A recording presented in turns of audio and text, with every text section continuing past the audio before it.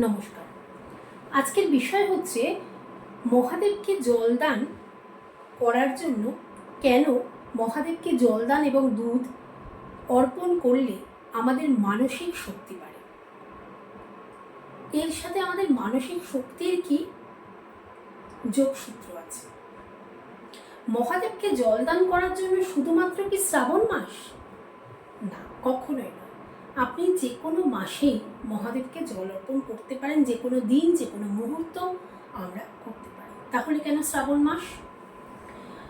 বলা হয় যে যখন ধরিত্রী শস্য শ্যামলা হয় তখন মাতা ইন্দ্রাণী ধরিত্রীকে শস্য শ্যামলা করে।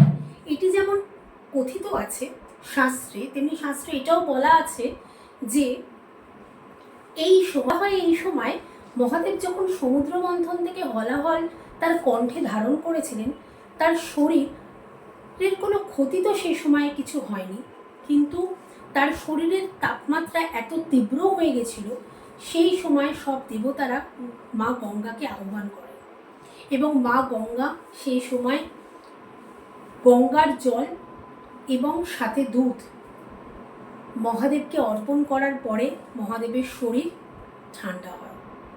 ঠিক সেই কারণেই মহাদেবকে এই সময় শ্রাবণ মাসে অথবা চৈত্র মাসে আমরা দুধ এবং জল অর্পণ করে আমাদের শরীরের এবং মহাদেবের শরীরের, মহাদেব তো আমাদের শরীরের মধ্যেই আছে, তাই না? আমাদের শরীরের এবং মহাদেবের শরীরের অনেক অংশ আমরা ব্যালেন্স করতে পারি। এবার আসি জ্যোতিষীয় ব্যাখ্যায়।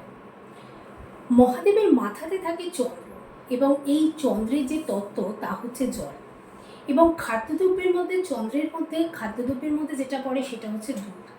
এই দুধ এবং জলকে যখন আমরা মহাদেবের মাথায় বা মহাদেবকে অর্পণ করি, তখন আমাদের যে জন্মছকে যে চন্দ্রের জায়গা সেটি কিন্তু আমরা ব্যালেন্স করি এবং তাতে আমাদের মানসিক শক্তি ঊর্জা পায়, মানসিক শক্তি ঊর্জা অনেক বাড়ে এবং আমাদের পজিটিভিটি, জীবনের পজিটিভিটি অনেক বৃদ্ধি পায় এবং আমাদের মানসিক শক্তি অনেক বেশি বৃদ্ধি পায় এই সময়। যত যে মানুষের রাহু এবং চন্দ্র একত্রিত এবং হরস্কোপে চন্দ্রের উপর যদি রাহু বা কেতু দৃষ্টি থাকে বা চন্দ্র কোনোভাবে পাপপীড়িত থাকে, চন্দ্র যদি কোনোভাবে আপনার হরস্কোপে কেমুদ্রুম যোগ করে থাকে, মানে চন্দ্রের দুপাশে কোনো গ্রহ না থাকে, বা চন্দ্র যদি তুলা রাশি কিংবা বৃশ্চিক রাশিতে থেকে থাকে, তাহলে তাদের মানসিক টানাপোড়েন জীবনে প্রচুর চলে। কিংবা চন্দ্র কোনোভাবে পীড়িত, আপনার অমাবস্যা যোগে জন্ম, বা চন্দ্র কোনোভাবে কোনো গ্রহের দ্বারা, নেগেটিভ কোনো গ্রহের দ্বারা পীড়িত হয়ে গেছে, বা আপনি অসম্ভব মানসিক যন্ত্রণায় ভুগছেন, তাহলে আপনি যদি দুধ এবং গঙ্গা জল সহযোগে মহাদেবকে অর্পণ করতে পারেন এই সময়টা করে, তাহলে আপনার মানসিক ঊর্জা অনেক বেশি বৃদ্ধি পায়। অবশ্যই এটি এই সময় করে করা উচিত। এই বছর সাধারণত 4টি সোমবার পড়েছে এবং প্রথম সোমবার হয়েছে 21শে জুলাই। যখন আমরা সংকল্প করে শুরু করব আমাদের প্রথম সোমবার, মহাদেবের কোনো উপোস করতে গেলে বা মহাদেবের কিছু করতে গেলে সবসময় সংকল্প করেই সেটি শুরু করতে। এবার যদি আমরা মহাদেবের একটু রূপতত্ত্ব নিয়ে আলোচনা করি, তাহলে আমরা দেখতে পাবো মহাদেবের গলায় একটি সাপ পেঁচানো আছে।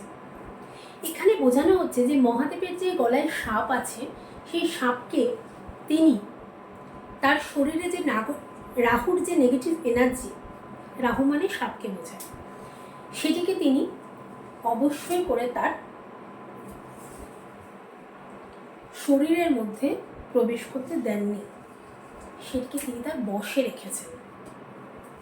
আমরা দেখেছি মহাদেবের গলায় যে সাপটি থাকে সেটি অবশ্যই তার বশে থাকে। এবং যদি এই সাপকে আমরা আবার অন্যভাবে বিচার করি, তাহলে এটি কুলকুণ্ডলিনীকেও বোঝায়। আমাদের শরীরের যে কুলকুণ্ডলিনী আছে, সেটিকেও কিন্তু নির্দেশ করে।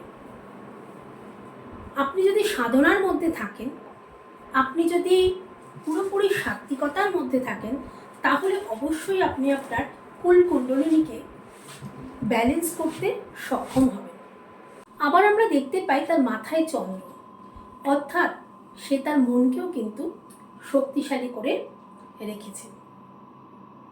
এখান থেকে আমরা বুঝতে পারি যতই যা হোক না কেন, জীবনে যতই বিপত্তি হোক না কেন, আমাদের মন এবং শরীর এবং নেগেটিভ ঊর্জাকে যদি আমরা কন্ট্রোলে রাখতে পারি, তাহলে কোনোদিন কোনো বিপদই আমাদেরকে ছুঁতে পারে না। যদি আমরা দেবাদিদেবের মুখটা বা মহাদেবের মুখটাকে বিশ্লেষণ করি, তাহলে আমরা দেখতে পাবো তার মুখটা কত শান্ত এবং স্নিগ্ধ। তার মাথায় জলতত্ত্ব, কপালে অগ্নিতত্ত্ব এবং সারা শরীরে বিষের হলাহল, তারপরেও তিনি তার শান্ত স্নিগ্ধ মুখ দিয়ে আমাদেরকে বোঝাতে চেয়েছেন শত চাপেও, শত অশান্তিতেও কখনো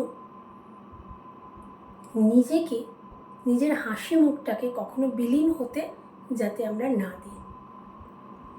এই ছিল শ্রাবণ মাসের ব্রতকথার বিশ্লেষণ। এরপরে আমি বলবো কিভাবে আপনারা এই ব্রতটি পালন করবেন।